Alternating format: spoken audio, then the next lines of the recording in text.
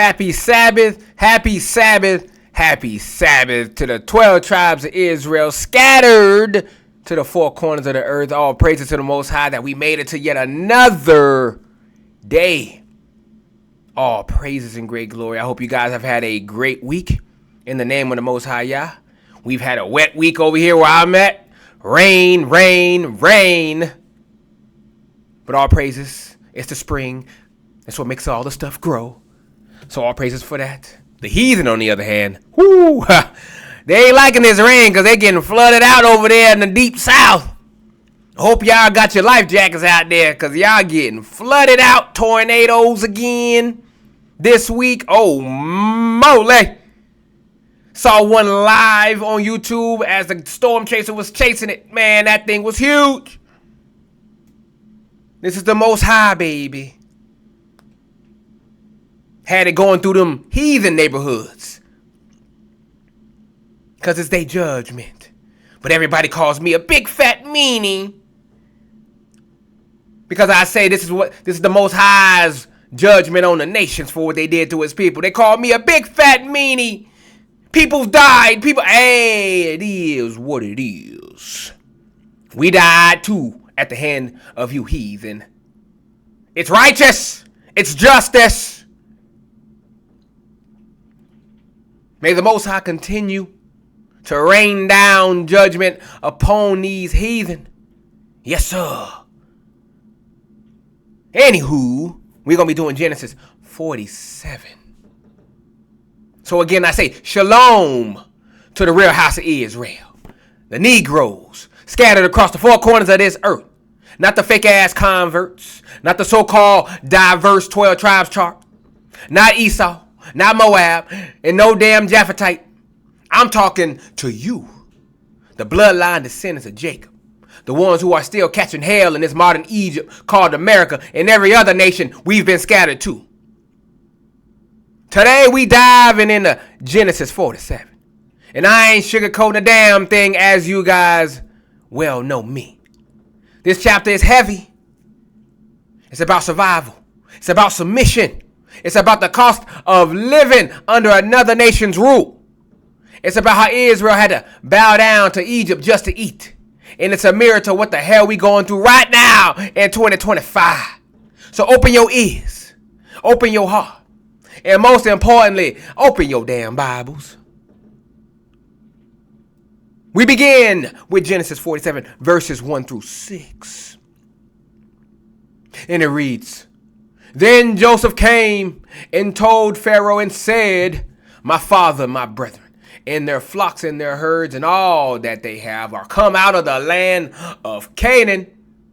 And behold, they are in the land of Goshen. And he took some of his brethren, even 5 men, and presented them unto Pharaoh. And Pharaoh said unto his brethren, What is your occupation? And they said unto Pharaoh, Thy servants are shepherds, both we and also our fathers. They said moreover unto Pharaoh, For to sojourn in the land are we come, for thy servants have no pasture for their flocks, for the famine is sore in the land of Canaan. Now therefore we pray thee, let thy servants dwell in the land of Goshen.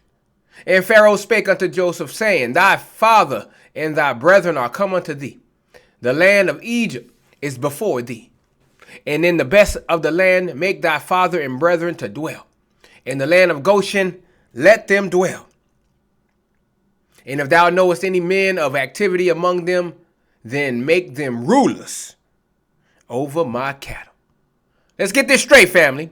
Israel had to go to Egypt to survive. They ain't go there for vacation. They ain't go there to build a future. They went there because Canaan was in famine. And they were about to starve. That's the first lesson. Desperation will make you submit to your enemies. Joseph, the only one of them who had power, had to present his family to Pharaoh. That's symbolic as hell, family. You got the chosen people of the Most High, the ones with the covenant, the ones with the promises, standing in front of a heathen king begging for land. Let me say it plainly, family. Let me say it plainly.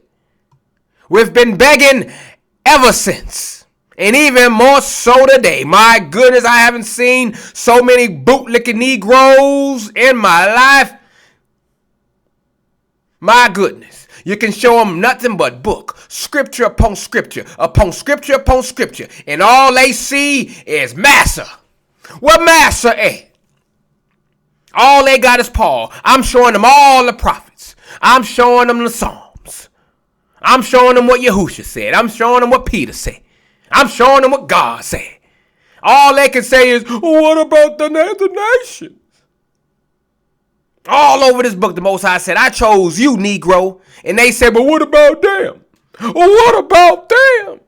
This is the plight of a weak-ass people. We've been destroyed in the mind. Stockholm Syndrome times a billion. This is what we're going through. This is what our people going through. It hurts me. Every time I bring out the truth and all I hear is Paul said this though. Paul said this. Jew no Gentile. But the Jew no Gentile. I showed him the whole damn Old Testament. Showing it's all about Northern and Southern Kingdom. With Jew and Gentile. Whoa, Negro. Jew only stood for one half of the kingdom. The Southern Kingdom. Judah, Benjamin, and some of Levi. So if the Most High only made a covenant with the house of Judah and the house of Israel, and the Judah, we all know means Jew, because Jew is just a short slang term for Judah, who else can the Gentiles be if they only got covenant? We already dealt with one Jew. All we got left is the Northern Kingdom. Who else could Paul be talking about? It's the Gentile. My goodness, it's so easy. 1 + 1 = 2. But to them Negroes, it's 1 + 1 = 15,000.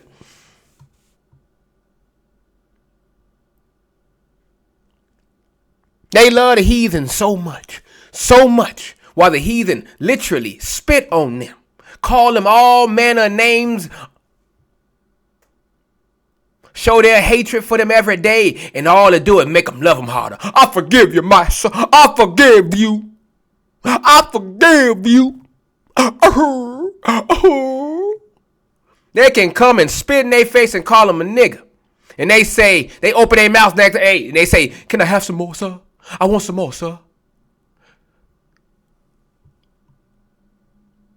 Dead in the brain.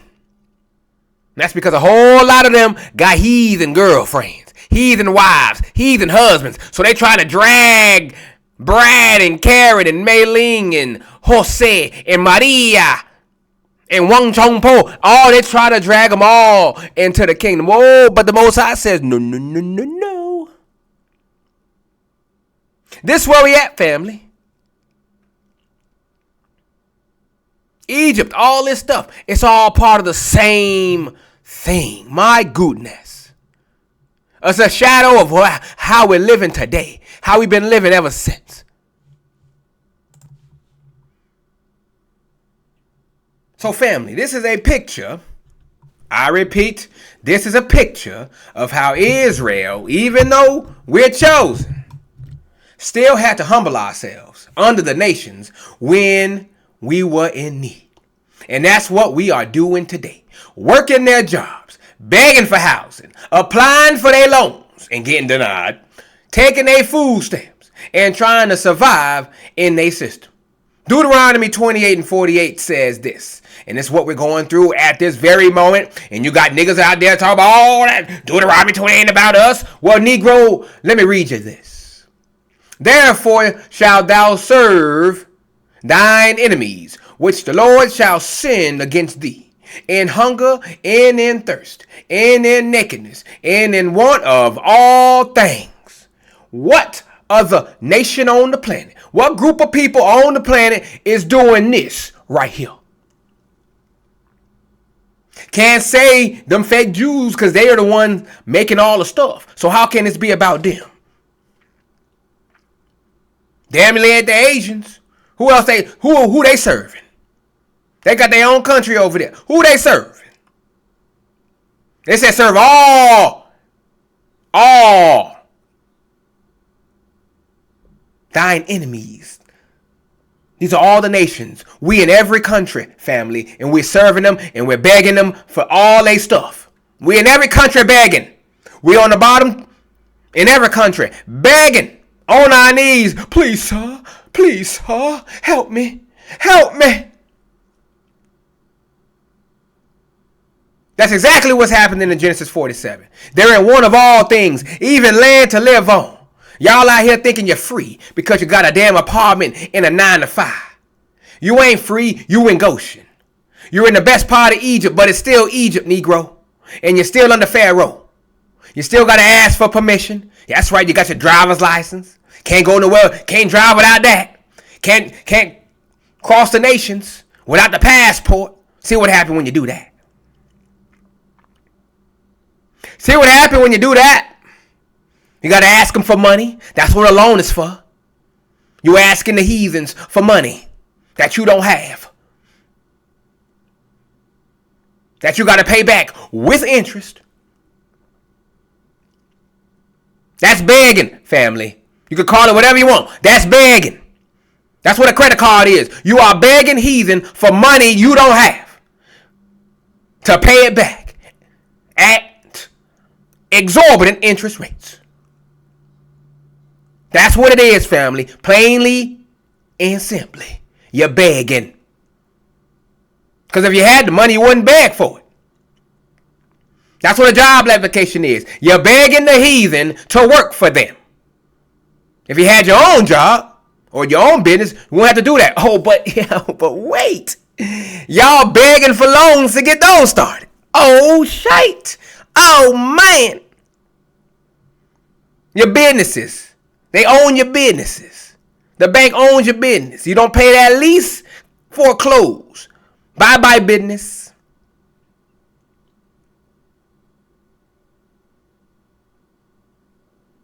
But you say you're free. Whew. Cognitive dissonance is a biatch. I tell you that. You still got to pay your rent. You still got to follow their rules, family. We still in captivity. Don't let these other Negroes who got these other high-paid slaves tell you any differently. We are still in captivity. They just call it by a different name. We don't got the physical chains no more. It's on our minds, family. That's where the chains are now. They switched it from physical to spiritual. From visible to invisible. But the chains are still there. Do you understand what I'm saying? Let's keep it moving now. Verses 7 through 10. And Joseph brought in Jacob his father, and set him before Pharaoh. And Jacob blessed Pharaoh. And Pharaoh said unto Jacob, How old art thou? And Jacob said unto Pharaoh, The days of the years of my pilgrimage are 130 years. Few and evil have the days of the years of my life been, and have not attained unto the days of the years of the life of my fathers in the days of their pilgrimage. And Jacob blessed Pharaoh and went out from before Pharaoh. So you got Jacob here. This is the patriarch. The one who wrestled with an angel. The one who became Israel. Is standing in front of a damn heathen king. And what does he do? He blesses him. Now don't get it twisted though, family though. This ain't Jacob worshiping Pharaoh. This is Jacob being wise as a serpent. He knows how to move in foreign land. He knows how to humble himself without compromising the covenant. Can you Negroes do the same? I don't think so. Y'all humble yourself all the way down. So far so, y'all bending over for these heathen to get y'all promotions, to move up in this society. Bending over and doing all kinds of abominable things behind closed doors. But the Most High see you. Can't hide from him. And all them heathen got it all recorded. Just waiting on the Most High's say so. To go ahead and release the tape. Y'all think them heathen doing that on their will? Please. Please. It's the Most High movie. He the director. He directing this movie right here. Y'all better recognize. So Jacob said his life was few and evil. That's deep, family. This man lived 130 years, and he has still said his life was rough. That's a message to all you Israelites thinking life's supposed to be sweet just because you woke up to the truth. Talking about, I got a sweet, what they say? I got a soft life in Christ. I got a soft life in Christ. Where that at in the book, Negro?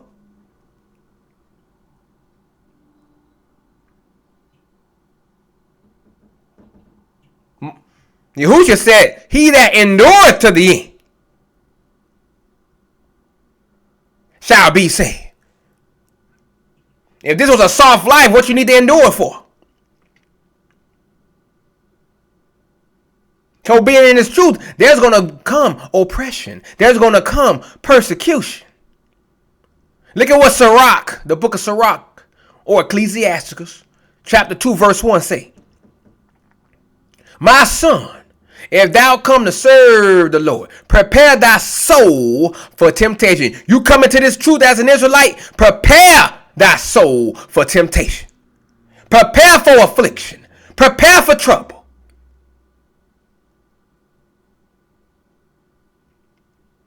Prepare for the adversary to be on your ass.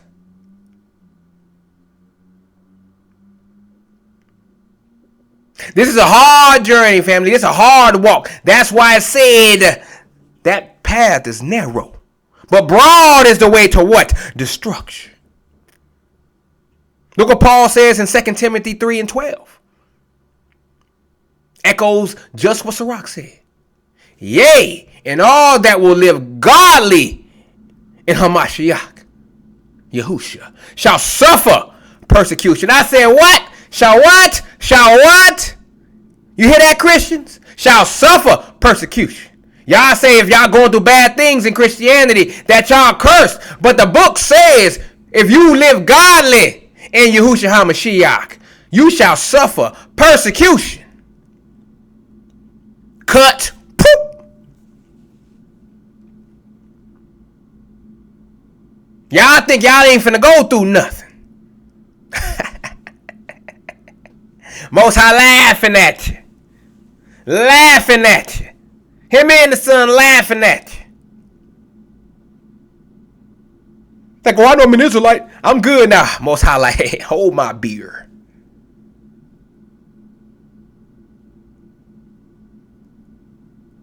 You finna get made fun of. You finna get cursed at. You finna get called all manners of names that you didn't even know existed. I go through it every day as I'm trying to wake up these stubborn ass Israelites. I go through it. They call me every name in the book. And all I do is show them the book. They not fighting me, family. They fighting their creator. You gonna have the heathen coming up in your face, calling you every manner of name in their book. Calling you racist. Calling you a supremacist. Calling you a nationalist, calling you all kinds of things. A sexist, whatever. Talk about you guys idolize your skin. Bitch, it ain't no skin. It's covenant. He picked the people, they happen to be black. Get over it.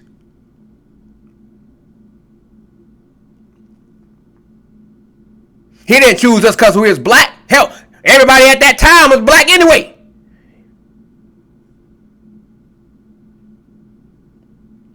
There was many black people we could have chose. But he chose a specific black people. Not all black people Israel, family. Don't let these heathen tell you that. They'll call you Hamite and all this stuff, but they don't know Shem, Japhet, and Ham were Negroes. Whoopsie-daisy. They were black, melanated. I wouldn't say Negro, but melanated. Whoopsie-fucking-daisy. You hear that, crackers? Oh, my bad. My bad. You hear that?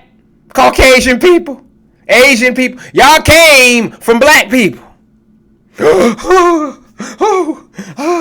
Grandma and granddad didn't tell you that, huh? They got y'all coloring all over the goddamn book. whitewashing everything. Cutting the nose off the Sphinx because y'all see that was a nigga. That was a nigga on that Sphinx. That was a black man. But I digress. But if you're going to be in this truth, you're going to go through a rough life, like Jacob said. That's all I'm trying to tell you. This ain't going to be no easy life. This ain't going to be no ABC 1, 2, 3. This ain't the Jackson 5. You're going to go through some things like Yahusha did. Jacob's life was full of struggle, just like ours. But he still walked in the covenant. He still kept the faith. That's what we got to do. So stop crying about how hard your life is. Jacob said his days were evil. And he was a damn patriarch. You think you better than Jacob? You think you're supposed to have a stress-free life in Babylon? Hell to the no, no, no. That ain't RS, family. Micah 2:10 says it. Says, arise ye and depart, for this is not what? Your rest.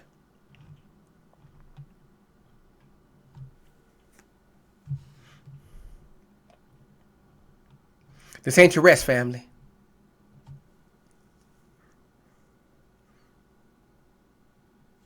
It's not your rest. So let's keep it moving. Verses 7 through 10. Now. Verses 7 through 10. Hope y'all listening. And Joseph brought in Jacob, his father. Hold up. That was what I already did. My bad. We're on 11 and 12. Look at me. I'm going so hard I'm forgetting where I'm at. 11 and 12. Let's get it. And Joseph placed his father and his brethren and gave them a possession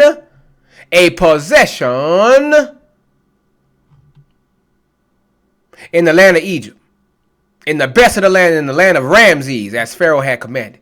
And Joseph nourished his father and his brethren and all his father's household with bread according to their family. So this right here, this ain't just about Joseph giving his family a place to stay. This is prophetic. This is symbolic. And this is a straight up lesson in how the Most High provides for his chosen people. That's us.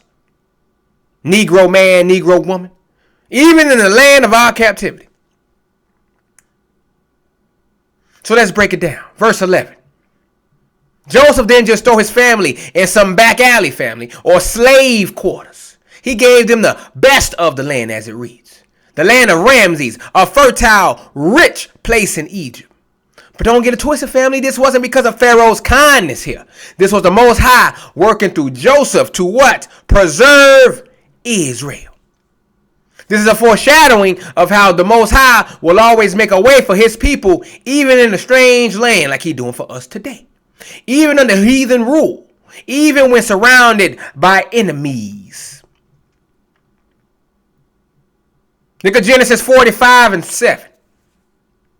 And God sent me before you to preserve you a posterity in the earth and to save your lives by a great deliverance. Joseph understood that he was sent ahead to preserve Israel. That's the whole point. The Most High ain't concerned with Egypt. He's preserving his people. Does that make sense to you knuckleheaded Negroes who keep saying that the Most High concerned with these other nations? Does it make sense? Because I don't see that it does. I don't see it.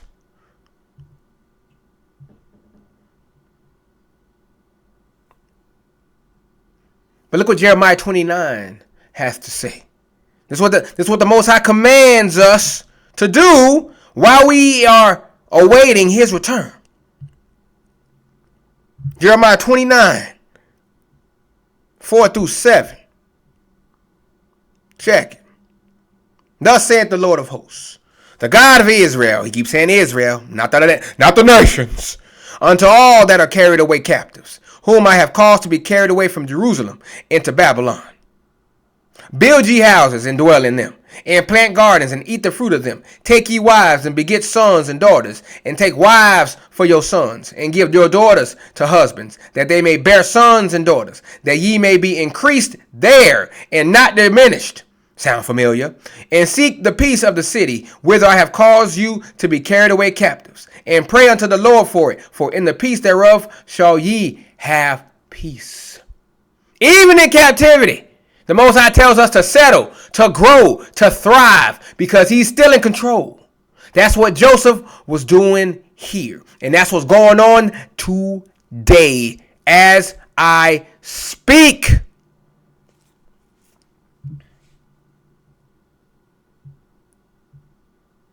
As I speak.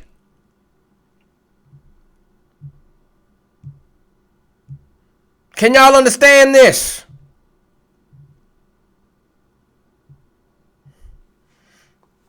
Look at Psalm 105, 17 to 22. I've done this before, but I'm going to reiterate it again to show you why the Most High sent Joseph ahead of them. I'm proving it to you using the word. 17 to 22. He sent a man before them, even Joseph, who was sold for a servant, whose feet they hurt with fetters. He was laid in iron until the time that his word came. The word of Yah tried him. The king sent and loosed him, even the ruler of the people, and let him go free. He made him lord of his house and ruler of all his substance, to bind his princes at his pleasure and teach his senators wisdom. So Joseph was strategically placed by Yah in Egypt to prepare the way for Israel's survival. This was all divine orchestration, not luck or Pharaoh's generosity. Do you understand me, people?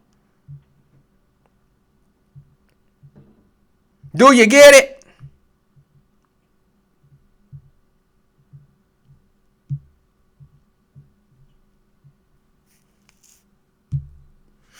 This is what it means. So look at verse 12. This is the heavy right here. Because Joseph nourished his entire household. That means he provided, he sustained, he fed them. But this ain't just about physical bread, family. This is a type and shadow of how Israel will be preserved spiritually and physically by those the Most High raises up in times of famine and tribulation. Joseph is a type of Christ here. Not Christ himself, but a foreshadowing. Just like Joseph fed his people in Egypt, Christ will feed his people in this spiritual Egypt, America, and all the other nations with the bread of life. That's how you're going to do it, family. The bread of life. This word. John 6 and 35. John 6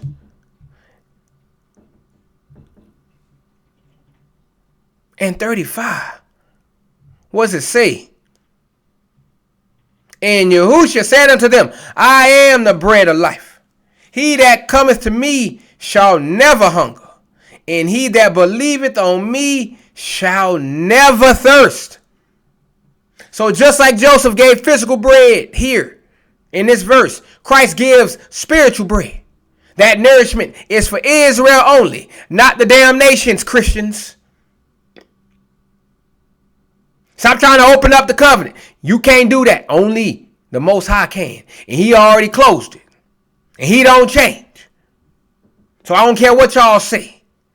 Y'all can Jew and Gentile y'all asses up and down the pews. I don't care. Y'all already defined what the Jews and the Gentiles are. Isaiah 49 and 10. That is Isaiah 49. 49 in verse number 10. They shall not hunger nor thirst, neither shall the heat nor sun smite them. For he that hath mercy on them, talking about Israel, shall lead them. Even by the springs of water shall he guide them. This is talking about the elect of Israel being preserved and nourished in the time of trouble. Joseph was a shadow of that role, and we being nourished right now, family, and preserved right now. Those who are part of this remnant. Not all these Negroes, but a certain remnant of them. The elect, the chosen. Second address, 2:27 says, be not weary, for when the day of trouble in heaviness cometh, others shall weep and be sorrowful, but thou shalt be merry and have abundance. You hear that? All these people going to go through craziness, and you're going to be what? Merry and have abundance. Y'all seeing what's happening to the stock market right now with your boy Trump and the tariffs? The heathen going crazy. They weeping and being sorrowful. Some of them contemplating offering themselves. But guess what I am? I am merry and I have abundance. That's what happened here, family.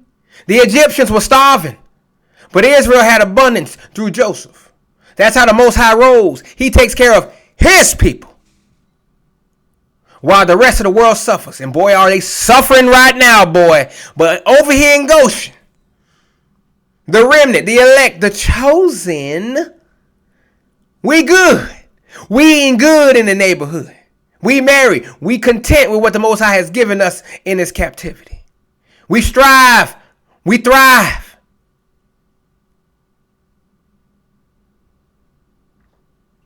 That's what it's all about.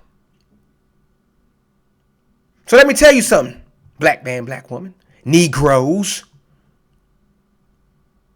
You're in your modern day Egypt right now. You're in the land of your captivity, under the rule of heathens, surrounded by idolatry, wickedness, and oppression. But guess what? The Most High ain't forgot about you. He's still preserving you. He's still nourishing you, still providing for you. But you got to be in the right spirit to receive it. You can't be out here chasing the damn American dream, trying to be like Pharaoh's people. You better be like Jacob and his sons, humble, obedient, and trusting in the provision of the Most High. Some of y'all are starving spiritually because you refuse to eat the bread of life, Christians. You're chasing crumbs from Pharaoh's table when the Most High is offering you a feast through his word. Joseph placed his family in the best of the land and fed them. That's what the Most High is doing for you today through his word. He's trying to nourish you, preserve you, and sustain you in the midst of this wicked ass world that we in right now. But if you reject that nourishment, Christians, if you keep chasing after Pharaoh's bread, Muslims, you're going to starve spiritually and die in Egypt. And I'm talking about the black people among them other religions. I ain't talking about all of them. So you're in the land of your captivity, but the Most High is still making a way. He's still providing, still preserving. But you better be in position, like Jacob and his sons, to receive it.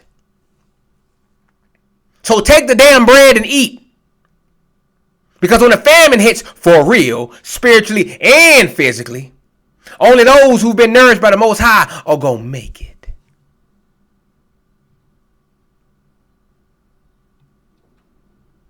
So let's keep it moving.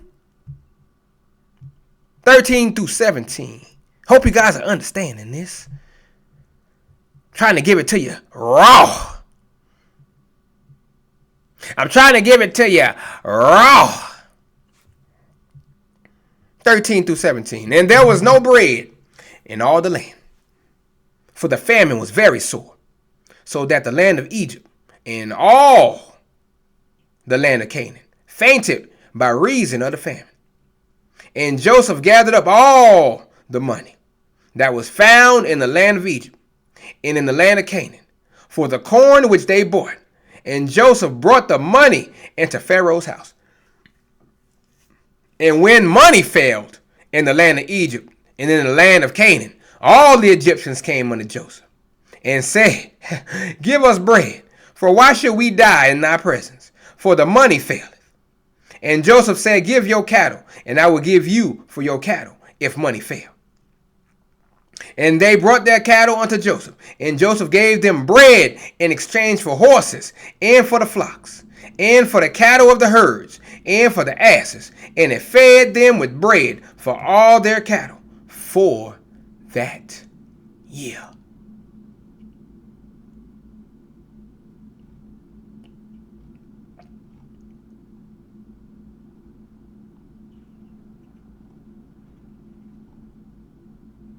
Do y'all get it? Are y'all understanding? Look at this. Let me break it down for you raw. The famine got so bad that money became worthless. You hear me? Worthless. That's what it became, family. Worthless. Just like your dollar is becoming today. Just like your crypto. Just like your stocks that I just talked about. When the Most High sends judgment, your economy collapses and all that fake ass wealth disappears. White folk going crazy right now, seeing the market just losing money. It's bleeding. It's bleeding. I told you, family. This is the year of judgment. The year the Most High takes off the gloves. The year he showed these heathens who the true God of Israel is. And boy, isn't he showing it around the world, especially in this wicked ass country. The heathen can't catch a break. Every other day, a tornado keeps coming. Every other day, it's raining and flooding. All kinds of manner of nonsense. Snow, ice everywhere. They can't catch a break. Power outages. Wind damage, hail damage, fires.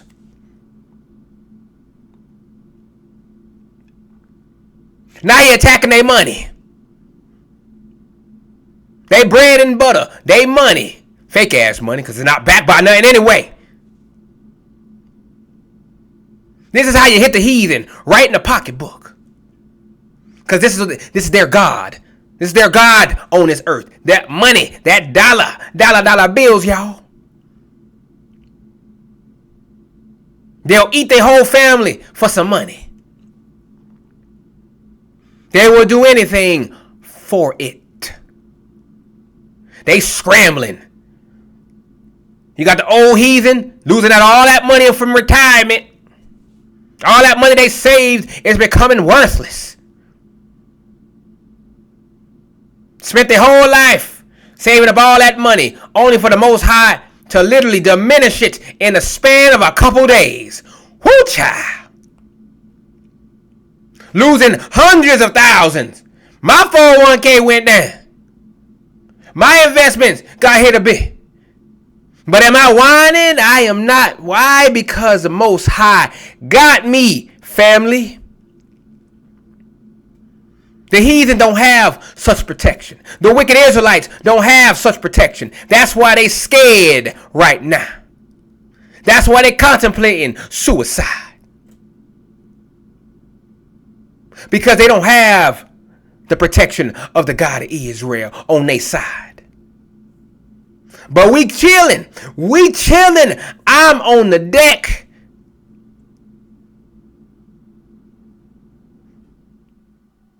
With the lawn chair, reclined all the way back, sipping on some scissor,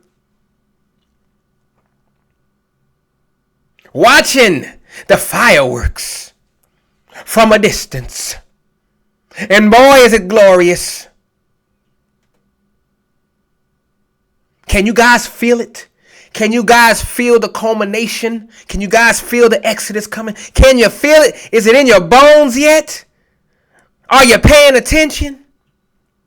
I I am. Most High says, keep an eye on the times. Be watchful. Are you being watchful? Are you seeing what he's doing? Are you preparing yourself and your family? Or are you still bewildered? Scared to move?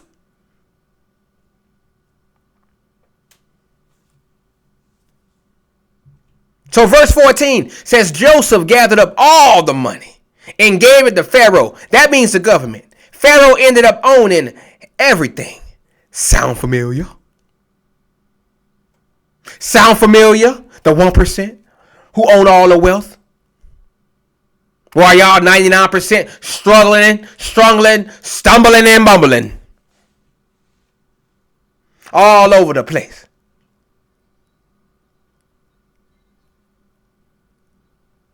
Verse 15, the money faileth.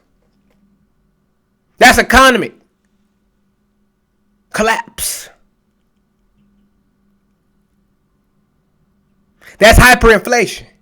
That's your bank account going to zero. That's your job laying you off. And boy, am I seeing layoffs left, right, center. It's happening all over. Are you prepared, Israel? Are you prepared for them heathen to walk you in the office and say, hey, we got to make some cuts. I'm sorry, but your job is in one of those cuts. Are you prepared for that day? Have you been storing away for the famine? Or have you wasted it doing your own thing?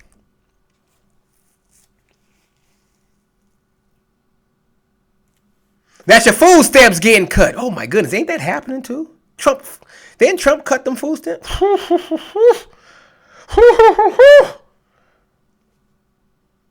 That's your rent going up while your paycheck stays the same. Boy, have I got something for y'all, boy. Let me tell you. I've been seeing all these videos of people going online talking about their rent going up 4, 5, 6, 7, 8, 9 thousands of dollars going up, but they pay still the same. Oh my goodness. Oh my goodness. Oh. All the prices of everything going up. Inflation. But guess what don't inflate? Your wages.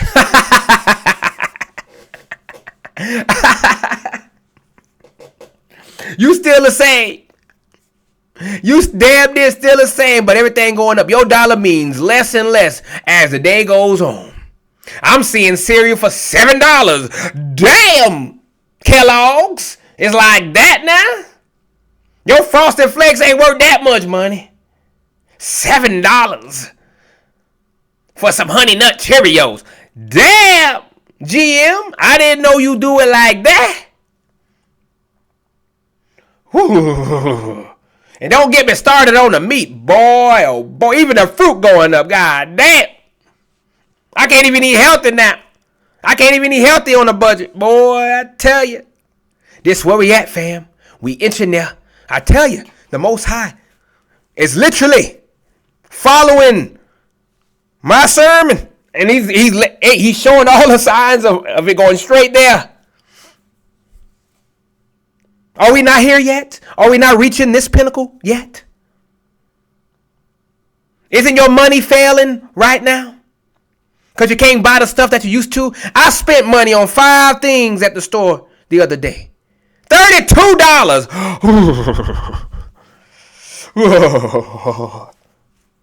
Before I could buy the same 5 things a year ago and spend about 15. It done doubled.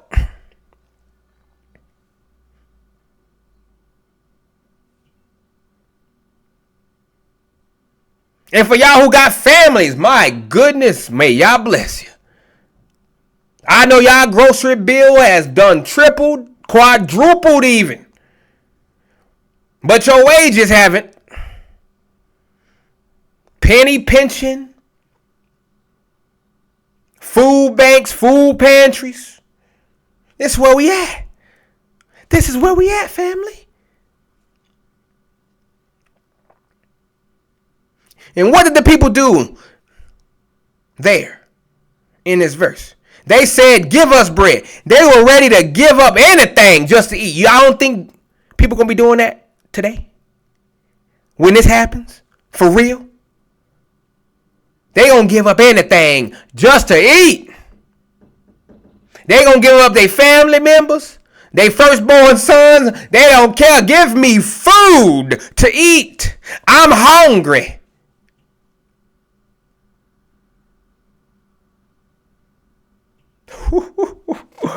Whew. Family, this is a prophetic warning to you Israelites today in 2025. You think this system gonna last forever?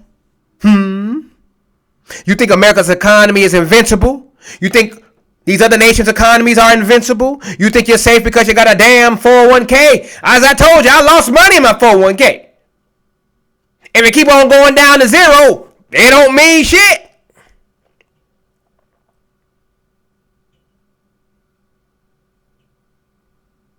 You are one famine away from slavery, family. Family. One famine away from slavery. Lamentations 5, 4-6. Look at this right here. Yay. We have drunken our water for money.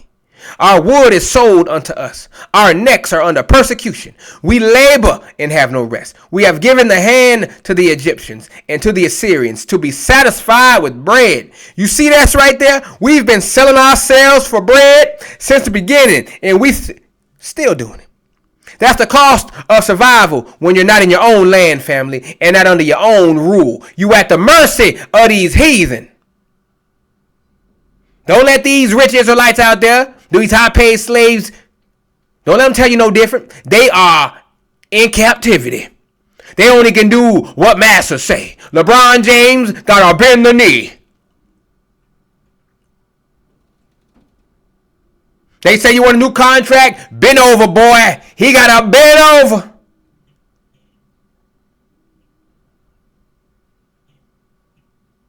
And get swallowed up.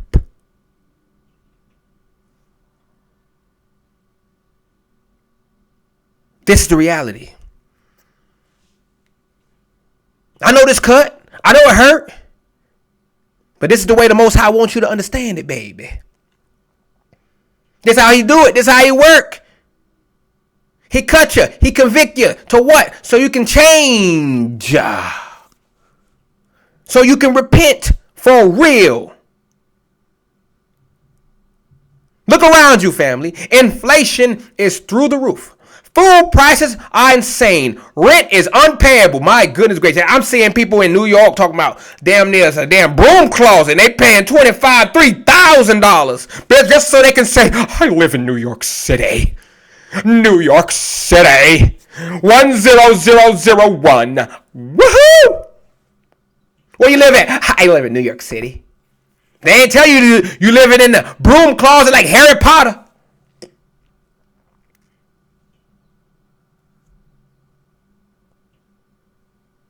You ain't go aloha more your ass out of that.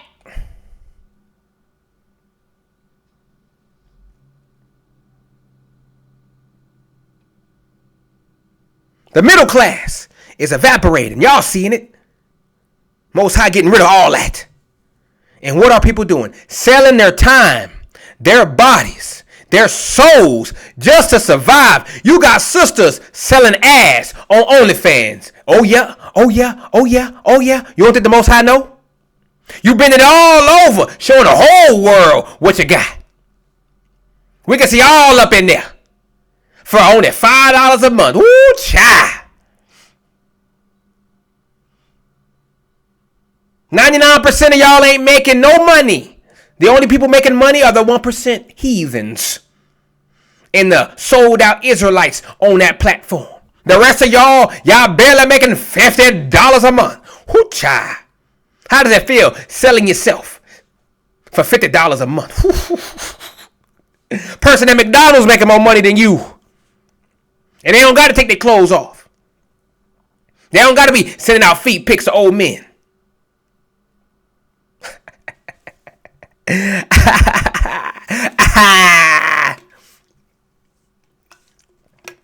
We got brothers out there working 3 jobs and still can't feed their kids.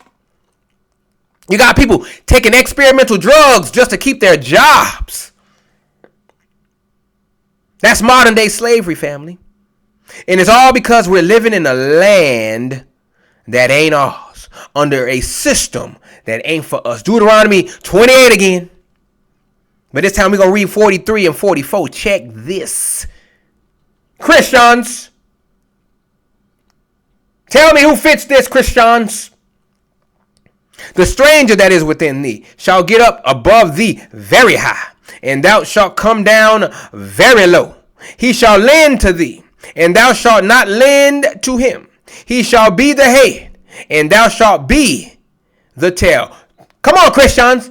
Show me where black people, Negroes, are doing the lending. Please show me. Even them Africans over there, they getting their money from white people.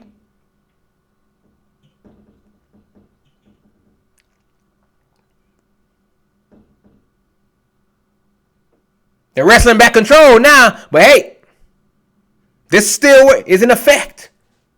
We ain't on the top of no countries. We ain't running nothing. That's what's happening in Genesis 47, family. Egypt is the head. Israel and the rest of the people are the tail. And they're giving up everything just to eat. Let's keep it moving though. 18 to 22. When that year was ended, they came unto him the second year and said unto him, we will not hide it from my Lord. How that our money is spent. My Lord also hath our herds of cattle. There is not aught left in the sight of my Lord, but our bodies and our lands. Wherefore shall we die before thine eyes, both we and our land? Buy us in our land for bread, and we in our land will be servants under Pharaoh, and give us seed that we may live and not die, that the land be not desolate. And Joseph brought all the land of Egypt for Pharaoh. For the Egyptians sold every man his field, because the famine prevailed over them. So the land became Pharaoh's. Ooh, just buying them up. Buying them up, baby. Ain't that what we seeing with Bill Gates buying up all that land? Ooh, are we seeing that? Let's keep it moving though. Let's keep it moving. And as for the people, he removed them to cities from one end of the borders of Egypt, even to the other end thereof. Only the land of the priests bought he not, for the priests had a portion assigned them of Pharaoh, and did eat their portion which Pharaoh gave them, wherefore they sold not their lands. So 18 and 19, they said all we got left is our bodies and our land. You hear that, family? That's the final stage of economic collapse, when you give up yourself just to survive. That's full-blown slavery right there, family. That's the people saying, buy us, own us, just feed us. Are we not moving there? Are we not almost there yet, family? Are we not almost there? Once you got nothing left, you only got yourself, slavery is right after.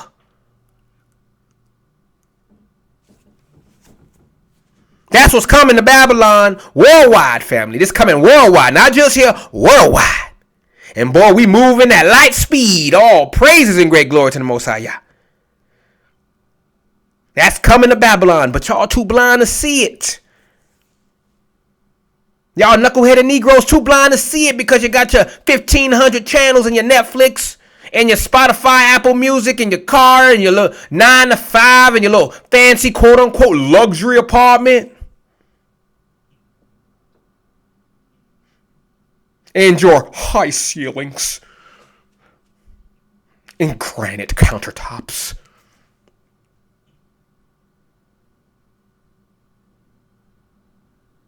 That's why y'all too blind to see it. Y'all comfortable in slavery. Y'all comfy. Master said, put your feet up. Put your feet up. Yeah. Go ahead. Get comfy. Yeah. Get comfy. Y'all took it to beyond. Y'all reclined all the way back.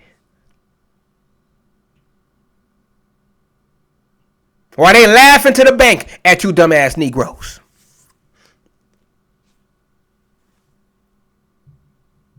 So verse 20, Joseph bought all the land. That means Pharaoh owned everything. The government controlled the food, the land, the people. That's totalitarianism, man.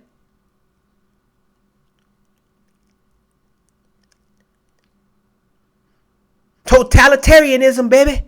That's dictatorship. That's what this system is gearing up for right now. 21, he moved the people into cities. That's urbanization. That's FEMA camps. That's smart cities. That's surveillance zones. That's control.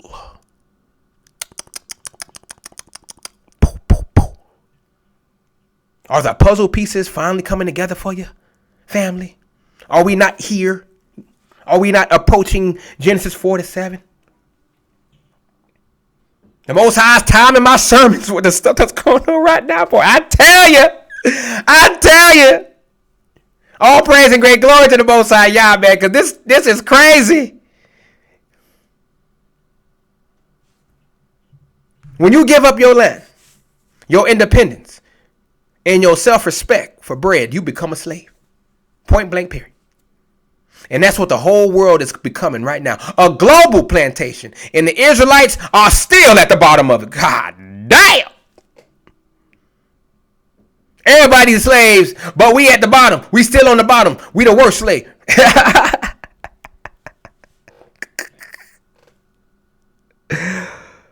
Oh, man. Proverbs 22:7 shows you where we at. This is happening right now. The rich ruleth over the poor. Boy, do they. And the borrower is servant to the lender. Boy, are you. Y'all buying up all these things for credit. You wanna stunt for the gram, going out there buying you a $70,000 Tesla, but you gotta pay it back, Negro. And if you can't, they're gonna take it back anyway. You got to work overtime. You lose that job. Whew, boy, I tell you. Almost all y'all stuff y'all got on credit. When the last time y'all actually saved up for something and actually bought it outright? When the last time y'all did that? Show a hand. How many people do that? Actually save up. Isn't that what we used to do? But then here come the credit cards and the buy now, pay later. With just 4 payments, you can just split this up. You got people splitting up money for pizza. They're doing it for food now. On DoorDash. You can split up your pizza. So you can go ahead and pay for your pizza 6 weeks later.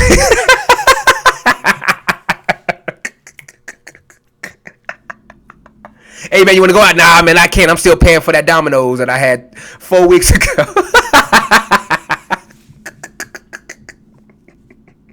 I'm still paying off that Chick-fil-A, nigga.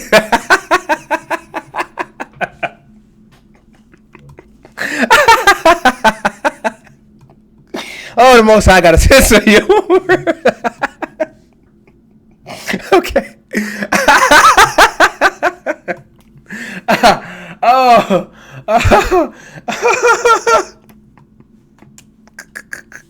Still paying off groceries that you bought a month ago.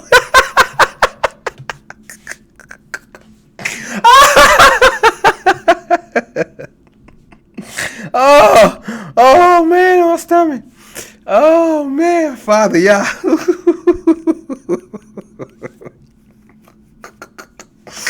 Oh man, that food done digested and came out your butt and everything, and you still paying for it.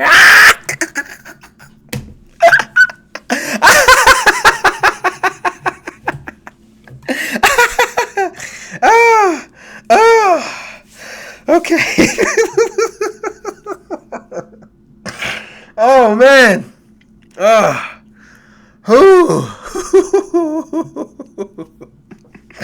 Yo, that's funny. Okay. Woo. But yes, the rich ruled over the poor. That's exactly what happened in Egypt. Pharaoh became the lender. Everyone else became the borrower. And they sold themselves into servitude. Let me make this plain, family. You already sold yourself. You sold your time to a job that pays you just enough to survive. You sold your health to a system that feeds you poison. You sold your soul to a religion that keeps you docile. You sold your mind to a media that keeps you distracted. And when the famine hits, and it will, you're going to sell even more. You'll take the mark. You'll take the chip. You'll take the jab. You'll take the beast system just to eat.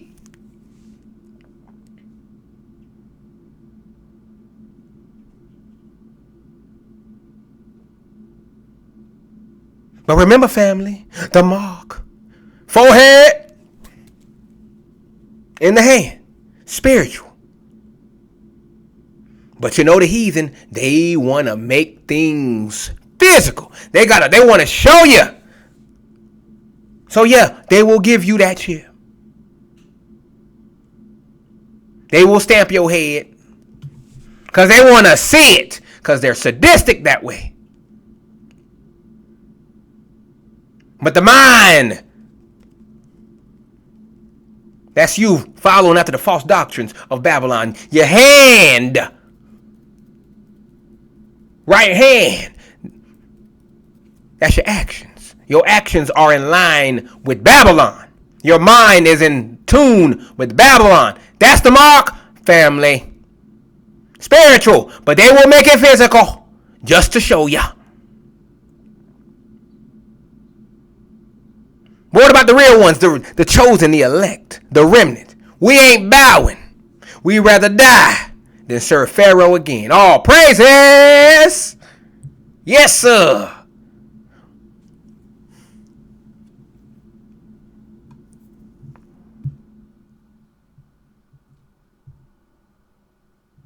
Man, I hope y'all getting this, man. This stuff is so good.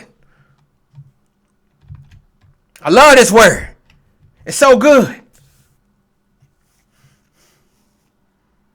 But let's keep it moving, man. 23 to 26. Let's get it.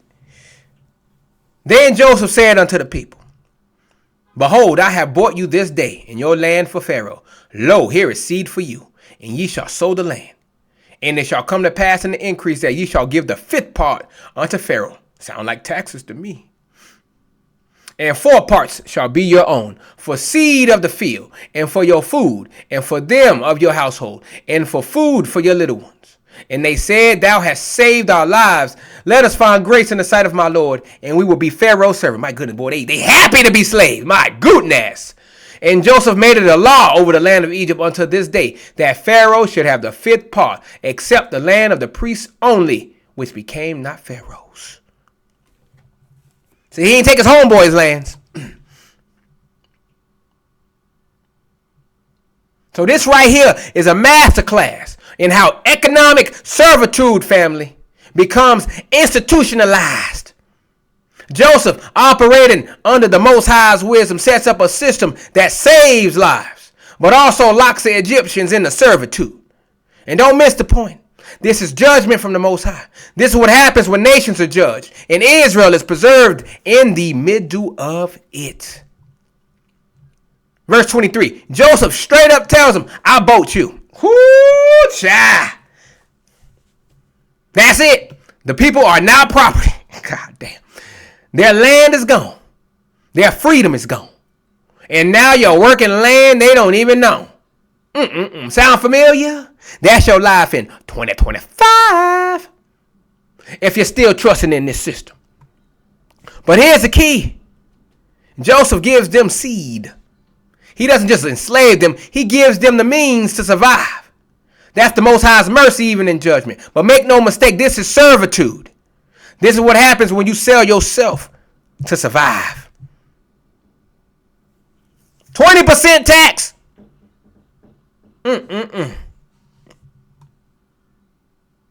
They borrow bread, now they servants. That's how the system works. That's how Babylon works. Romans 6 and 16, look what Paul say. Romans 6 and 16.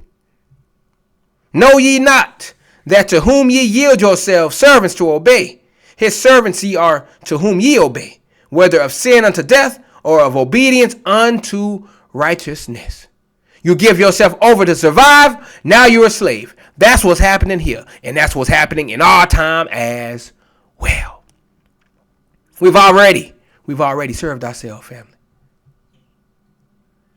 Now Joseph sets up the taxation system in verse 24. 20% of everything they grow goes to Pharaoh. That's a permanent economic structure, family. The people are now working the land, but they don't own it, and they have to give a cut to the government. Don't that sound like you and y'all houses? Y'all pay for the houses, and guess what? The mortgage is done, but you still pay a property tax. You still don't own the land you paid your house for. You got to pay the government in perpetuity, forever. As long as that house is there, you got to pay the government a cut. Boy, they took this right out of Egypt. They took it right out of the Bible, boy. Your paycheck, you got to give a cut, nigga. You got to give a cut. You buy something, you got to give a cut. You don't own anything. You will be happy and you will own nothing. How many of y'all are doing that today? What do y'all own? Y'all driving around cars, but guess what? You still paying it off. You don't own it. You're in the house. You're still paying it off. You don't own it. The two biggest expenses in our lives, you don't even own. Y'all financing everything. Big old TV in your house. You paying on that monthly. You don't even own it. Financing computers, monitors, whatever. Cell phones. You don't even own it. Y'all going into 36-month contracts. I did. I ain't doing it again. I got one more month. And I'm done. I ain't never paying for a phone through a phone contract. No. If I ever buy a new phone again, that's a big if. If I ever buy a new phone again, I will pay for it with my own money. I will save up for it if that's the case, and I will buy it outright. That will be my little gift to myself. I ain't fucking, nope. Nope.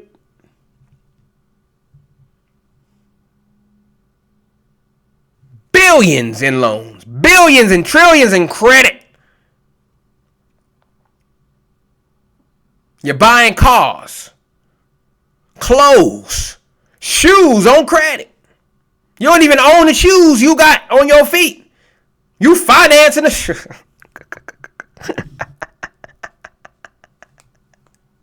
Yeah, go ahead and show off that $5,000 purse, girl. You still paying for it, though. Oh, it look worn and torn, but you're still paying for it.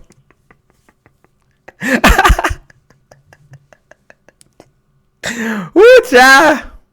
All because y'all trying to show off. My goodness. I don't know what to say, man.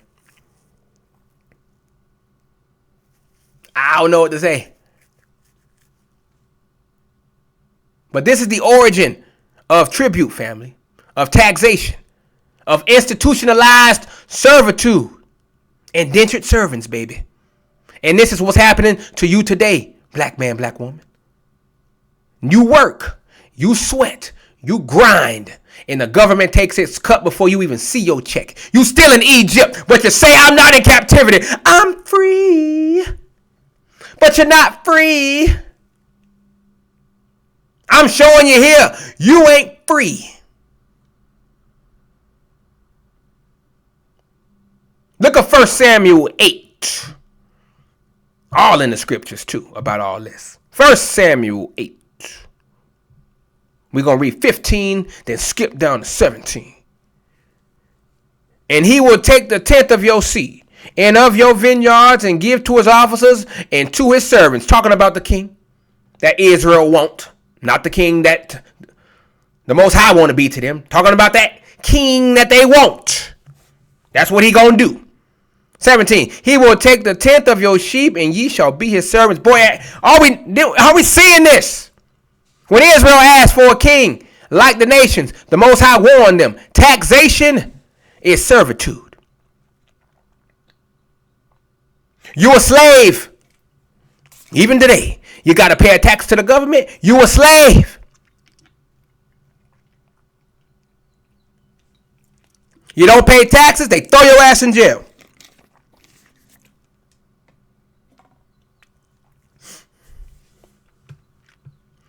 Slave, but you free. You free, huh? Don't pay your taxes. See what happened to you.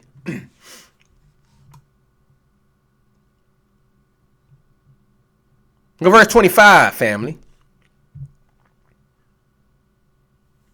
The people are so desperate, so broken, that they thank Joseph for enslaving them. My goodness, boy, doesn't that sound like Israel today? Thank you, master. Thank you, master. Thank you for making me a slave. Thank you. Thank you for the crumbs off your table. Oh, thank you. Boy, they gobble them crumbs up, boy, don't they? They say you saved us. We'll be Pharaoh's servants.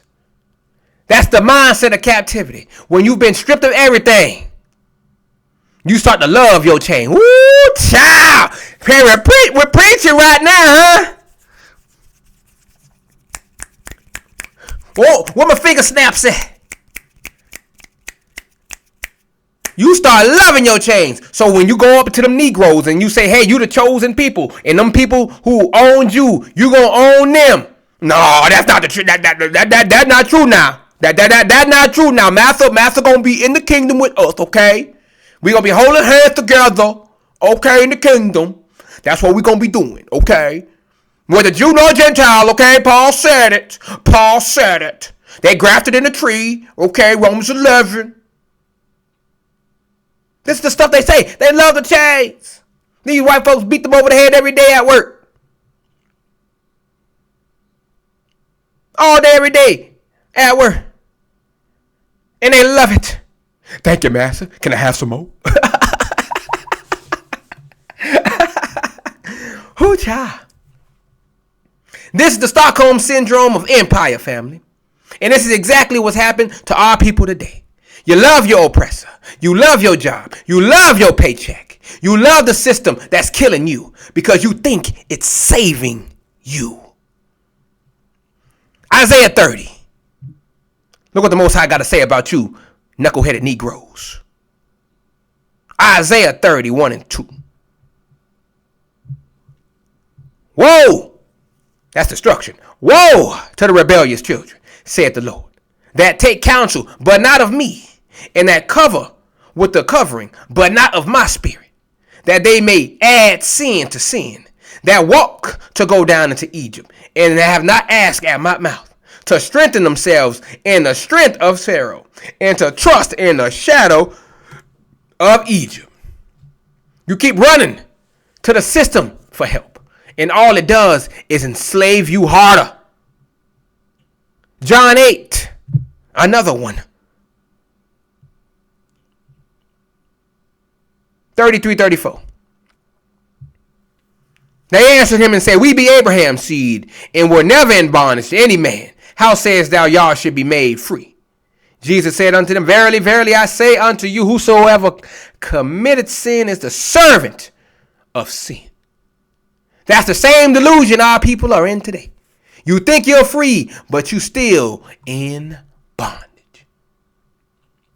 Check verse 26. So Joseph institutionalized the system. He made it law. Now the servitude is legal. It's legal, permanent, and passed down. This is how empire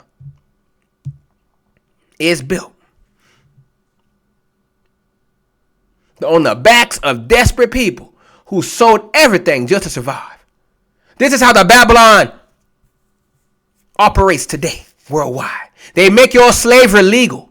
They call it taxes, debt, loans, mortgages, student loans, credit cards. But it's all the same thing. Servitude. Y'all been out of school. Y'all still paying student loans. You been out of school. You've been out of school for decades and you're still paying it off. Servitude.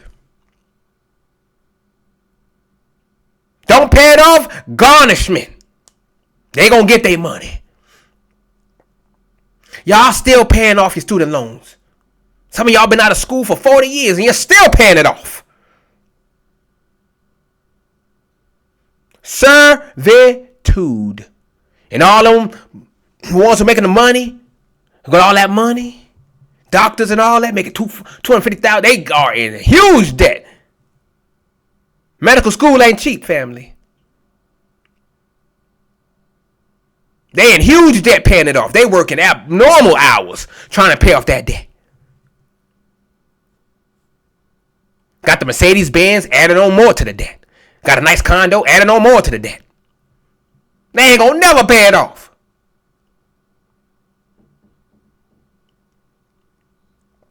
Trying to look a certain way. All you look like is a fancy slave. You can wear whatever suits you want to wear. Go out to the fancy dinners, fancy parties, go on vacation all the time. All you are a fancy slave. That's it. You lose your job, all that evaporates. Poof! Like Cinderella. At the stroke of midnight, you go back to a regular nigga. Repo man coming.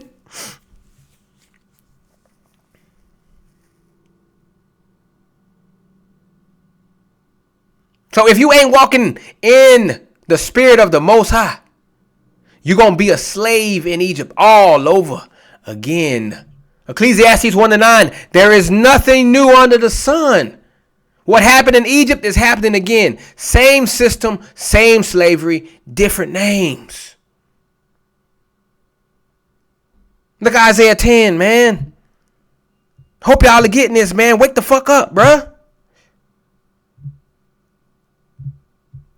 Isaiah 10, 1-2. Woe unto them that decree unrighteous decrees, and that right grievousness which they have prescribed, to turn aside the needy from judgment, and to take away the right from the poor of my people, that widows may be their prey, and that they may rob the fatherless. These laws are designed to keep you in bondage, just like Pharaoh's law in Egypt. So let's keep it 100 for you, family. Let me keep it 100. You're living in the same damn system today. You work, you grind. You pay taxes, you rent land you don't own, you're serving Pharaoh. Whether you call him Uncle Sam, the IRS, or your boss. You've sold your time, you've sold your energy, you've sold your freedom for a little bread and a roof over your head. And just like the Egyptians, you're thanking the system that's enslaving you. How many of these people, these black people, voted for Trump? Yeah, Trump gonna save us. Trump gonna save us. Had the same people for Kamala. Kamala's going to save us. Oh my gosh, she's going to save us. Thanking the same system that's beating your black ass over the head. Looking to it for salvation. Whoo. You say this job saved me. Nah, fool. The Most High is the one trying to save you out of this system. But you got to wake the hell up. You got to stop trusting in Pharaoh's seed and start planting the Most High's word in your spirit. Because when the real famine hits, when the same collapse again happens, you better be found in obedience and not servitude. Joseph saved Israel by setting up a system that enslaved Egypt. That's the Most High's judgment. He'll bring nations to their knees just to preserve his chosen people like he doing today. But you better not be on the wrong side of that judgment, family. You better stop loving your chains. You better stop praising Pharaoh. You better stop selling yourself for bread. Because the Most High is raising. He's raising up Joseph's again. To what? Men of wisdom. Men of righteousness. Men who will preserve Israel in the time of famine. These are the teachers. But if you still clinging to Egypt, this system, you're going to die with it. Because the system is collapsing. The famine is coming. And only those who walk in the spirit of the Most High, those Israelites, ain't talking about these other nations, those Israelites who are walking in the spirit of the Most High will survive. Y'all get it? So let's finish this bad boy off. I hope y'all understand this, boy. This word is powerful today. All praises and great glory to Yah. 27 to 31. And we are D-O-N-E.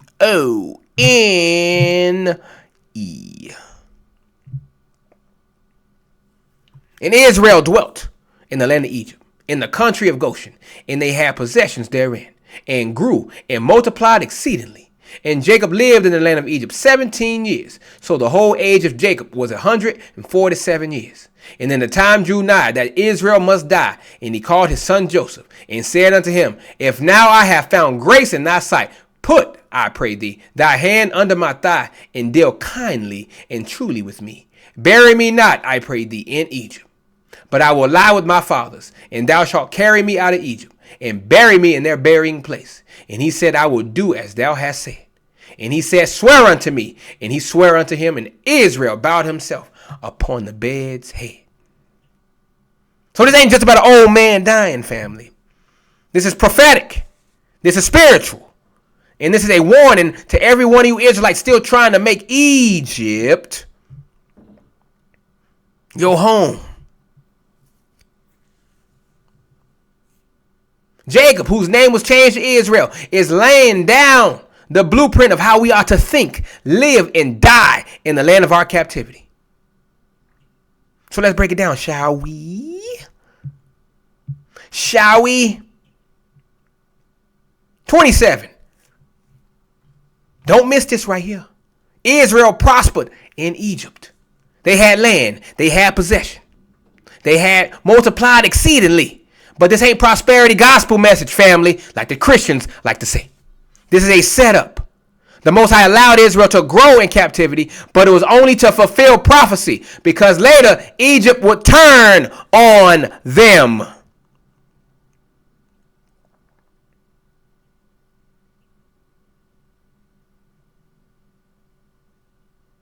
This is a warning for you Negroes today. Just because you got a job, a house, a car, and your kids in college doesn't mean you are free. You're still in spiritual Egypt. And the Most High is letting you grow for a season. But judgment is coming. I repeat, judgment is on the way. Exodus 1, 7 through 10. Watch the switch up. Watch the switch up. Exodus 1, 7 through 10. And the children of Israel were fruitful and increased abundantly and multiplied and waxed exceeding mighty, and the land was filled with them. Now there arose up a new king over Egypt, which knew not Joseph. And he said unto his people, Behold, the people of the children of Israel are more and mightier than we are. Come on, let us deal wisely with them, lest they multiply. And it come to pass that when there falleth out any war, they join also unto our enemies and fight against us and get them up out of the land. Israel's growth in Egypt led to oppression. The same thing is happening today. You're growing in Babylon, but the system is watching and planning your destruction, Negroes. Deuteronomy 28:68, we all know about this one. But let's refresh it for the blind ones. And the Lord shall bring thee into Egypt again with ships, by the way whereof I spake unto thee, thou shalt see it no more again. And there ye shall be sold unto your enemies for bondmen and bondwomen, and no man shall buy you. You still in the land of your enemies. Don't get comfortable. That's the message. Look at 28. Jacob lived 17 years in Egypt. That's a long ass time in a strange land, family. But he never assimilated. He never said, this is my home now. He knew he was a stranger, a pilgrim, just passing through. But y'all fucking Christians keep on telling, oh, Israelites can't be strangers. Nigga, we strangers in every country right now. We don't belong here. Y'all know that. How the hell a heathen is a stranger? That's their own country. We the strangers. How can the heathen be a stranger in his own poor?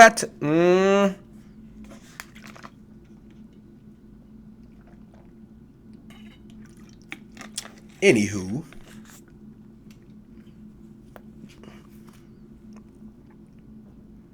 So Joseph's mindset is how we are supposed to think today. You're in America, the UK, Brazil, wherever the hell you are. But this ain't your home. This is your captivity, your time out. And if you start loving it, you're going to die in it. Hebrews 11:13.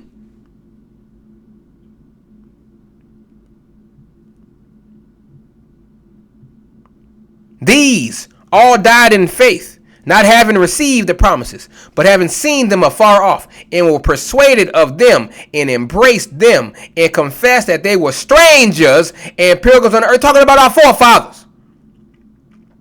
This is who this is talking about. We strangers and pilgrims on the earth, but they say Israelites can't be strangers in the book, when this whole book is about us. So the strangers got to be us, because they were cut off. We cut off today, are we not? Are we not strangers today? Are we not them same Gentiles that came to Paul through the faith of Yahusha? Are we not doing that today? Was that not a foreshadowing of how we're awakening today? Because now we're all Gentiles. We've all been scattered to foreign lands.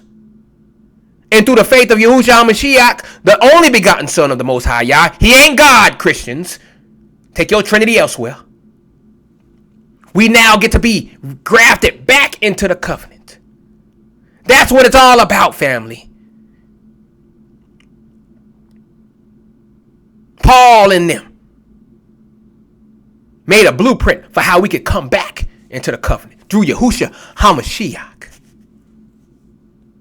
He was the bridge back to the Most High Yah. And now that we're back with the Most High Yah, now what do? We obey his what? His law. We come through faith to obey the law. That's the faith in the works. Not grace only, like these Christians say, but through faith and obedience in the law. It's so simple when you get it. So simple and logical.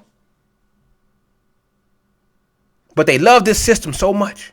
They love being a rebel. They love being disobedient to the Most High Yah. They love it. But yet they claim, oh, I go to church. But they got a pork chop in their mouth right on after. Eating some of that, frying up some of that nice old pork bacon when there are turkey and chicken alternatives available. But they love that pork. They love that seafood, boy. They go to them seafood boys, boy. You see them with the beer born. My goodness, boy, they eating up. They digging in to that unclean food, eating boo-boo, literally, because that's what the lobsters and the shrimp eat. Boo-boo. You eating roaches, literal roaches, big old seafood roaches.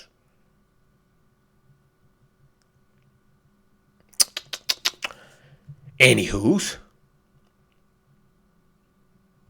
Verse 29. Now this is the heavy one right here. Jacob about to die. And what's his final request? Don't bury me in Egypt. Why? Because he knew Egypt was not his inheritance. He didn't want his bones resting in a land of idolatry, oppression, and foreign gods. This is a spiritual mindset. Jacob is saying, I don't belong here. Not in life and certainly not in death. And that's the same mindset you need to have, Negroes. Stop trying to be buried with Pharaoh. You better be buried with the fathers, with the covenant, with the promise. Because if you are not, you do not have Yahushua's testimony on your heart, you will not inherit the kingdom. You will not be a part of that first resurrection. You will be eviscerated, obliterated, annihilated, destroyed at the final judgment. Cease to exist, no more, goodbye, poof.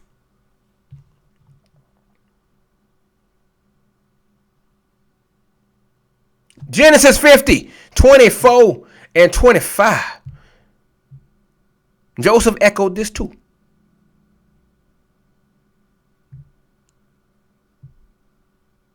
Look at this right here. And Joseph said unto his brethren, I die, and God will surely visit you, and bring you out of this land unto the land which he sware to Abraham, to Isaac, and to Jacob. And Joseph took an oath of the children of Israel, saying, God will surely visit you, and ye shall carry up my bones from hence. So Joseph had the same spirit. He didn't want to stay in Egypt either. That's the mindset of the righteous family. He also said, it's also reiterated back in Hebrews 11 and 22. See, the new and the old.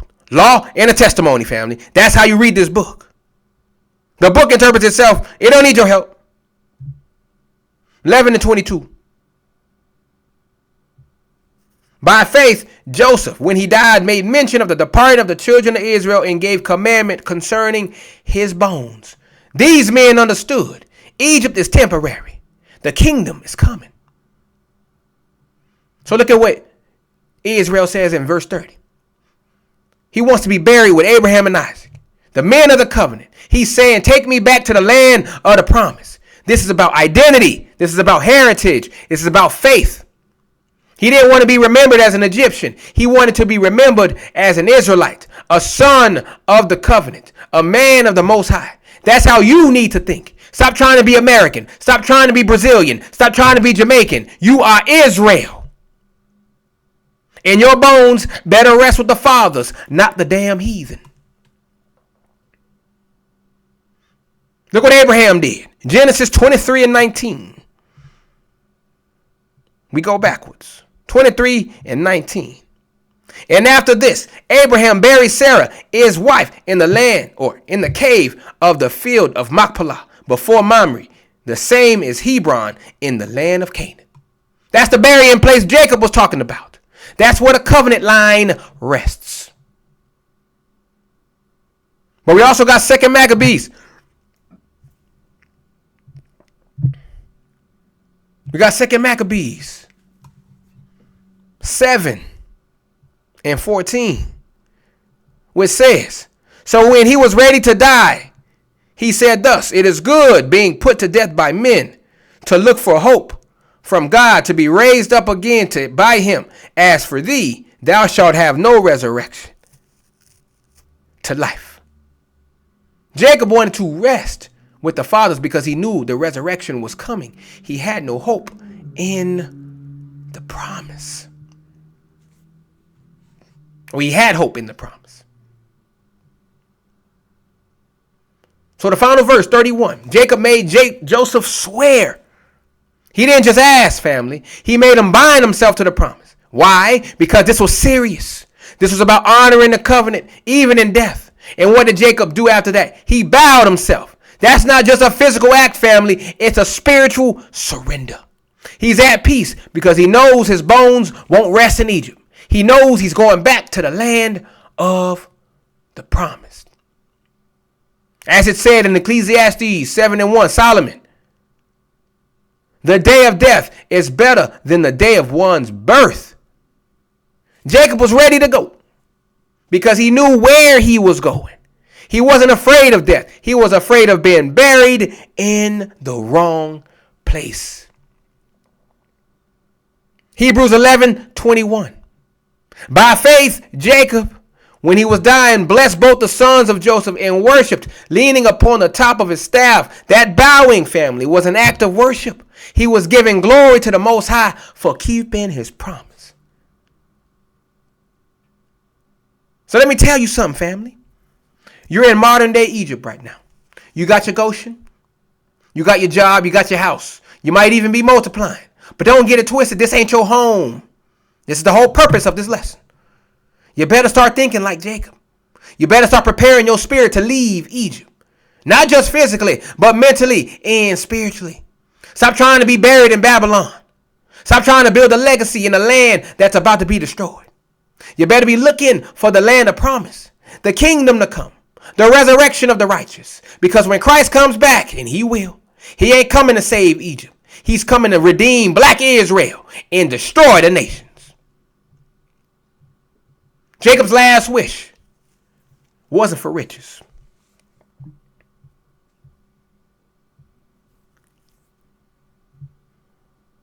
You hear that? Jacob's last wish wasn't, I repeat, wasn't for riches. It wasn't for fame. It wasn't for Egypt to prosper. His last wish was to be buried with the fathers, to be remembered as a man of the covenant,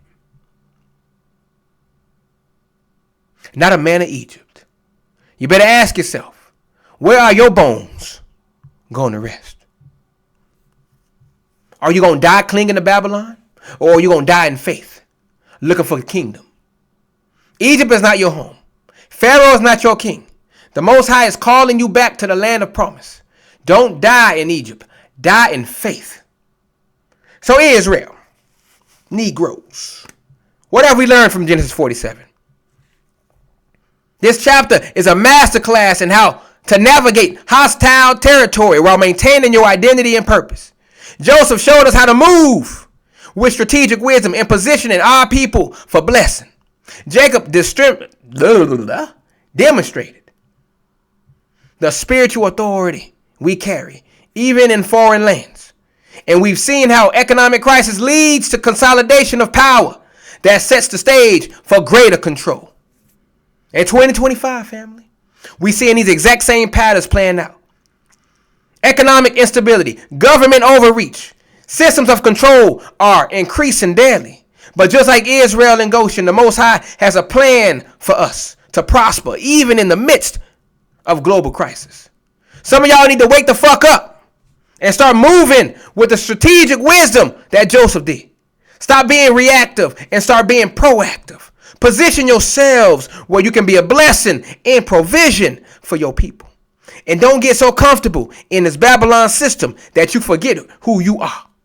Jacob never forgot his true identity and destiny, even when he was prospering in Egypt.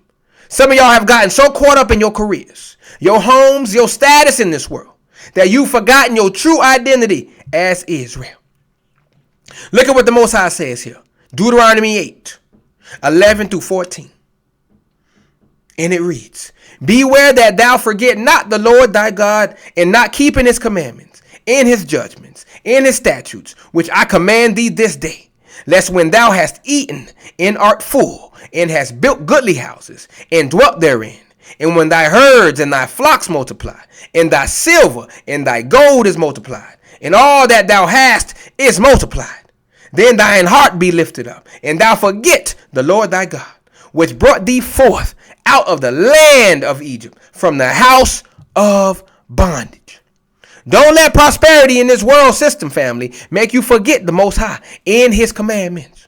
Joseph never forgot, and that's why he was able to be a vessel of blessing for his people. The economic systems of this world are failing. The famine is coming. But the Most High has positioned modern day Josephs who will ensure that Israel is preserved through the coming crisis. The question is, are you positioned to be part of the solution, or will you be caught unprepared when the system collapses? You got to move with purpose, move with strategy, and never, ever, I mean ever, forget who you are and whose you are. The Most High is gathering his people and preparing us for what's coming. Don't get left behind because you are too busy being comfortable in Egypt. The time for sleeping is over. The time for action is now. Genesis 47 isn't just history. It's a blueprint for how we navigate these last days. So wake the fuck up, Israel. Your redemption draws near. Shalom. Stay faithful. Stay separate. Stay Israel. All praise and great glory to the Most High Yah for this powerful sermon I was able to give y'all today. I pray you guys have been spiritually edified. I pray you guys listen to this message over and over and over again and really, really get what the Most High is trying to get you to understand. What's happening in Genesis 47 is happening right now. So you better be getting yourself prepared. You and your family prepared for what's about to come. Because when it comes, it's going to be too late for you to prepare then. You better get your asses up now and start preparing.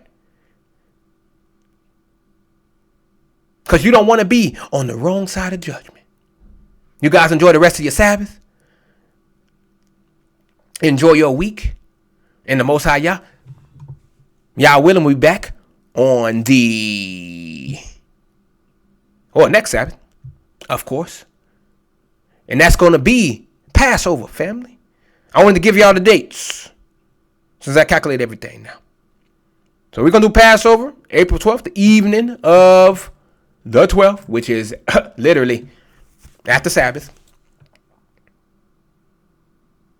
And then you're going to have Feast of Unleavened Bread, April 13th and the 19th. I'll put out a lesson on the 13th and the 19th, which is Sunday to Saturday. On the Sabbath after that. Then we got the first fruits on that Sunday, April 20th.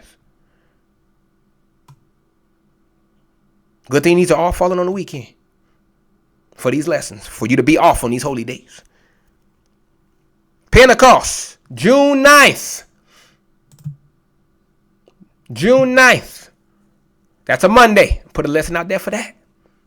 If you are participating, get that day off. Feast of Trumpets, September 25th. That is going to be on a Thursday. So get that prepared too. Put out a lesson on that too. Day of Atonement, October 4th. That is on a Sabbath. But you get ready for it on the 3rd at even, family. You get ready to humble yourself. Feast of Tabernacles, October 9th to the 15th. That's on the Thursday it starts. On the 9th, that's the holy day. You take that day off. To the 15th. And on the 16th, that's the 8th day. And that's October 16th, which is a Thursday. You take that day off. So those are the feasts of 2025. I will post this in my community notes as well, in case you guys forget or don't make it this far. I don't know. But that's how we're going to do it. So until next time, family, y'all stay blessed out there. I love you.